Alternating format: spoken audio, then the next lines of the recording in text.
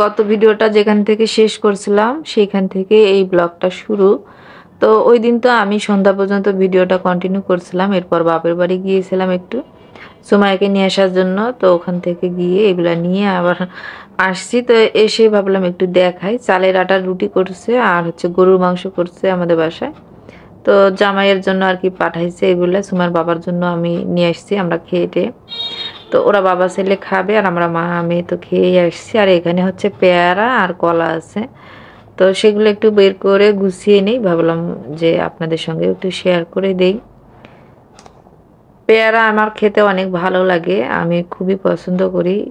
যখন দেখা যায় যে মুখে স্বাদ থাকে না বা হচ্ছে অনেক সময় আমার ওই যে ভাত খাওয়ার পর না কিছু একটা খেতে ইচ্ছে করে, তো একটু লবণ ঝাল দিয়ে পেয়ারা খেলে তখন কিন্তু ভালো লাগে।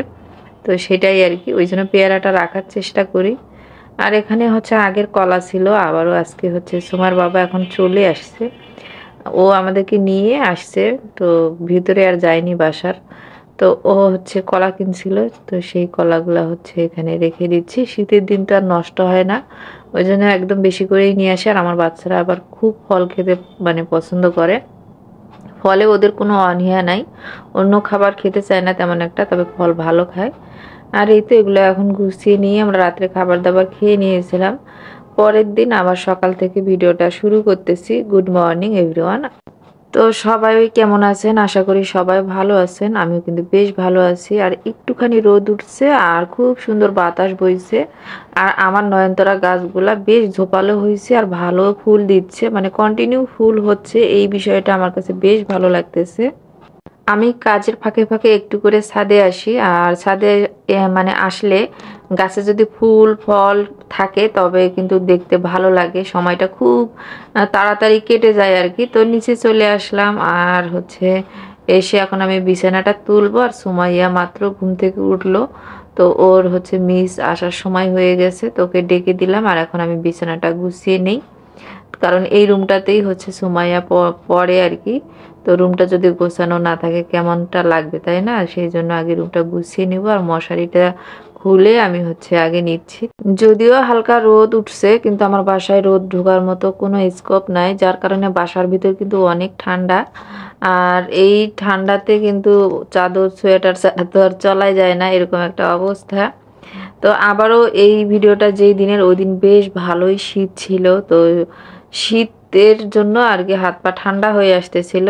সেই জন্য আমি কি করি, আগে শুকনা কাজ যেগুলো পানি ছাড়া কাজ আছে সকালবেলা সেগুলোই করে নেই। পরে গিয়ে যখন দেখি সব মানে কাজ শেষ হয়ে যায়, এখন পানির কাজ করতেই হবে বাধ্যতামূলক, তখন গিয়ে পানির কাজ শুরু করি। আর যখন আবার পানির কাজ শুরু করি তখন আর কেন জানি ঠান্ডা থাকে না। প্রথম প্রথম একটু ঠান্ডা লাগলেও পরে গিয়ে হচ্ছে ঠান্ডাটা কমে যায়। কিন্তু সকালবেলা উঠেই পানিতে হাত দেওয়ার একটা ভয় লাগে কেন জানি। তো আমার তো এরকমই হয়। আর আমি মশারিটা এই তো মশারি কভারের মধ্যে হচ্ছে দিলাম আর কি, দিয়ে হচ্ছে কম্বলটাও আমি ভাঁজ করে নিচ্ছি। কম্বলটা রোদে দেইনি, থাক, ভাবলাম যে আজকে আর দিব না, গত দিনেই দিছিলাম। কম্বলগুলা রোদে দিলে না গরম তো হয়ই, আবার হচ্ছে গন্ধ যেটা থাকে সেটাও আর থাকে না। তো আমি একটু রোদ দেই আর কি, রোজ দিনই দেখা যায়। তো আজকে হালকা যেহেতু রোদ উঠছিল ভাবছিলাম দিব নাকি, কারণ কখন আবার রোদ বন্ধ হয়ে যাবে তখন তো আর দেওয়া যাবে না, সেই জন্য। তো অলমোস্ট আমার রুমটা কিন্তু ভালো মতো আমি পরিষ্কার করে নিয়েছি। এখন হচ্ছে ওর মানে মিস চলে আসছে, ওকে পড়াতে বসাইছে। তো আজকে ভাবতেছি কি নাস্তা দেওয়া যায়। তো কয়েকটা সিঙ্গারা নিয়ে আসলাম এখান থেকে। তো ভাবলাম আজকে এইটাই হচ্ছে নাস্তা দিয়ে দিব, আর ওর সঙ্গে তো চা দিবই। আগে সিঙ্গারাটা দিয়ে আমি চাটা বসিয়ে দিব আর কি। যখন আমি ছোট ছিলাম আমার মানে প্রধান খেলাই ছিল হচ্ছে পুতুল খেলা। তো কি হাঁড়ি পাতিল খেলা আমরা বলতাম ছোটবেলায়, হাঁড়ি পাতিল খেলা, পুতুল খেলা। তো এই দুইটা খেলা আমার খুবই পছন্দের ছিল, এবং আমার যারা সমবয়সী ছিল আমরা সবাই মিলে পুতুল খেলতে বসে যাইতাম। তা না হলে দেখা যায় যে ধুলাবালি দিয়ে ভাত রান্না করতাম। তো ওই পুতুল খেলাটা যে কখন জীবনের খেলা হয়ে উঠেছে বুঝতেই পারিনি। পুতুল পুতুল খেলাটা এখন জীবনের খেলা হয়ে গেছে। তখন হাঁড়ি পাতিল নিয়ে এরকম রান্না বান্না করতে কত যে ভালো লাগতো। আর পুতুলের বিয়ে দিতাম আমরা, ছোট ছোট কাপড় দিয়ে আমরা নিজেরাই পুতুল বানাতাম তখন। এখন তো কত রকমের খেলনা কিনতে পাওয়া যায়, টেডিগুলা কিনতে পাওয়া যায়। তখন কিন্তু আমরা হাতেই টেডি বানাতাম ছোট ছোট করে, আবার পুতুলের ঘরও বানাতাম। তো সেইখানে পুতুলেরা থাকতো, শাড়ি পরাতাম, আবার তাদের বিয়ে দেওয়ার জন্য কত আয়োজন করতাম, আবার রান্নাও করতাম কিন্তু। তো সেই খেলাটার কথা আজকে কেন জানি বড্ড বেশি মনে পড়তেছিল, যে পুতুল খেলাটা এখন জীবনের খেলা হয়ে গেছে। তখন তো মানে শখে রান্না করতাম, পুতুলের বিয়ে দিতাম। আর এখন দেখেন যে হচ্ছে সত্যি সত্যি রোজ দিন এই রান্না করতে হয়। এখানে না আমি বাঁধাকপিটা একটু লবণ দিয়ে পানিটা গরম করে আর কি আমি ভাপিয়ে নিলাম। আমার কাছে বাঁধাকপি রান্না করলে, ভাপিয়ে রান্না করলে বেশি মজা লাগে। আর আমি এইভাবে বাঁধাকপি রান্না করি, তো এটা একটা তরকারি হয়ে যায়, এটা কিন্তু ভাজি না। যেটা একদম মানে তেলে আমরা ভাজি আর কি, মচমচা করে ওটাকে ভাজি বলি। আর যেটা এইভাবে রান্না করি, যে ঝোলও থাকে না, আবার হচ্ছে একদম মচমচেও হয় না, তো ওইটাকে তরকারি বলি। তো সেটাই রান্না করব। পেঁয়াজ কাটা ছিল আগে থাকতে আমার, সেই পেঁয়াজটা তেলে দিলাম আর গোটা গরম মশলা দিলাম, দিয়ে হালকা একটু সতে করে নিব, নিয়ে এতে কাঁচামরিচ আর টমেটো দিয়ে দিলাম। এরপরে হচ্ছে গুঁড়া মশলাগুলো দিব। তো মরিচ গুঁড়া, হলুদ গুঁড়া, লবণ, আদা বাটা, রসুন বাটা, জিরা বাটা সব কিছুই দিব। দিয়ে বাঁধাকপিটা খুব সুন্দর কষিয়ে কষিয়ে রান্না করব। বাঁধাকপি কিন্তু একটু ময় মশলা দিয়ে ভালো মতো যদি কষিয়ে রান্না করেন অনেক মজা লাগে খেতে। তো ভাবলাম আপনাদের সঙ্গে ছোট্ট করে একটু বাঁধাকপির তরকারিটা শেয়ার করে দিই। আর আমার মতো ছোটবেলায় কে কে পুতুলের বিয়ে দিতেন, তারপরে রান্নাবাটি খেলতেন, অবশ্যই কিন্তু কমেন্ট বক্সে জানাবেন।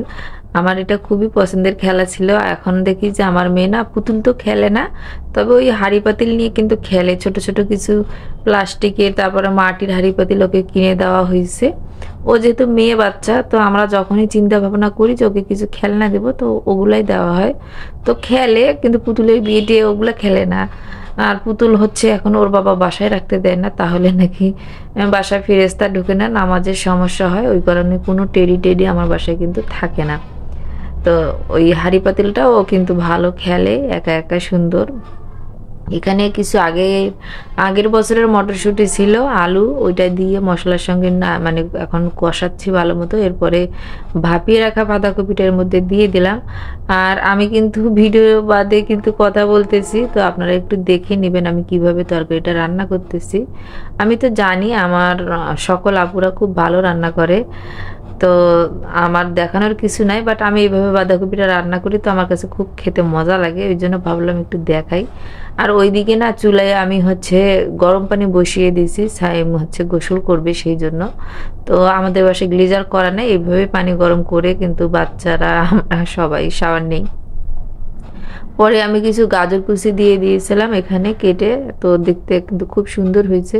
আর এটা যতক্ষণ পানি শুকাবে না ততক্ষণই আমি বাঁধাকপিটা রান্না করে নিছি। এদিক থেকে হচ্ছে আমি মুরগির মাংস রান্না করতেছি। মশলা ভালো মতো কষিয়ে নিয়ে এর মধ্যে হচ্ছে মুরগির মাংসটা দিয়ে দিচ্ছি। আর এটাও মানে কষিয়ে কষিয়ে রান্না করব আর কি। তো ব্রয়লার মুরগিতে মানে একটু মশলাপাতি বেশি দিয়ে রান্না করলে, ঝাল ঝাল করে, তাহলে কিন্তু খেতে ভালোই লাগে। যদিও বা আমি নিজে যখন এই মুরগিটা রান্না করি আমি এক পিসও খেতে পারি না, আমার জন্য আমি একটু মাছ রান্না করে নিই সবসময়। তবে যদি অন্য কেউ রান্না করে তখন আমি 2-1 পিস খাই, তাছাড়া তেমন একটা খাওয়া হয় না। তবে অন্য কোনো রেসিপি যেমন চিকেন ফ্রাই, তারপরে হচ্ছে চিকেন চাপ, তন্দুরি, এগুলো আবার হচ্ছে আমি কিন্তু খাই বাসাতে করেও। তো এখানে আমি পরে আলু দিয়ে ভালো মতো কষিয়ে নিচ্ছি, আর তরকারিটা কিন্তু আমার হয়ে গেছে। তো এদিকে বাঁধাকপি ভাজি আর হচ্ছে মাছের তরকারি দিয়ে আমি এখন দুপুরের খাবার খাবো। বাকি সদস্যরা কিন্তু আগেই খেয়ে ফেলছে। তো যাই হোক, আমি হচ্ছে এখানে আমি কিছু কেনাকাটা করছি, তেমন কিছু না, একদমই হালকা পাতলা, ভাবলাম আপনাদেরকে একটু দেখাই। তো এখানে আমি একটা র্যাকসেন নিছি, এটা 2 গজ আছে। আমার হচ্ছে সুকেসটাতে আর কি একটু দেওয়ার জন্য পেপার দিয়ে হচ্ছে মানে পোষাচ্ছে না, তো ভাবলাম ভ্যাকসিন দিব এবার। আর এখানে আমি এই ভ্যাকসিন কিনতে গিয়ে হচ্ছে একটা ব্যাগ কিনে নিয়ে চলে আসছি। আর এখানে হচ্ছে আমি কয়েকদিন থেকে, বেশি দিন না, মানে 3-4 দিন থেকে নিম হিমালয়া যে ফেস ওয়াশটা আছে ওইটা ইউজ করতেছি। অনেক মুখে ব্রণ না অ্যালার্জি কিছুই বুঝতেছি না। তো অনেক দিন থেকে মুখের অবস্থা খুবই খারাপ, মানে আয়নায় গেলে নিজের দিকে তাকানোই যাচ্ছে না। আর এই ব্যাগটা কিনছি, ব্যাগটার দাম চাইছিল হচ্ছে 1150 টাকা, কিন্তু আমি নিব না, সেই জন্য ওদেরকে 500 টাকা বলে আমি হচ্ছে মানে আসি যে আমি তো মানে দেখে একটু ভালো লাগছিল, তো পরে বললাম 500 টাকা দিব, দিলে দেন না হলে নাই। তো বলে চলে আসছিলাম, তো ওরা হচ্ছে দিয়ে দিল 500 টাকাতেই। তো এই আর কি, তো আমি তো আর নিব না বলতেও পারতেছিলাম না, তো নিয়ে চলে আসছি। আর ব্যাগ তো লাগেই সব সময়। আর এই যে সুকেসটা দেখতেছেন, এইটাই আমি হচ্ছে ওই ভ্যাকসিনটা দিয়ে গুছিয়ে নিব, এখন না পরে সময় মতো। তারপরে সন্ধ্যাবেলা আজকে আর ক্যামেরা অন করিনি, আমি একটু ঘুমিয়ে গেছিলাম, মানে শরীরটা ভালো লাগতেছিল না সেই জন্য। আর সুমাকে পড়তে বসাইছি, তো পড়া বাদ দিয়ে কি করতেছে সেটাই আর কি একটু রেকর্ড করে ওকে আমি দেখাচ্ছি, তুমি পড়া রেখে কি করতেছ। তো আল্লাহ হাফেজ।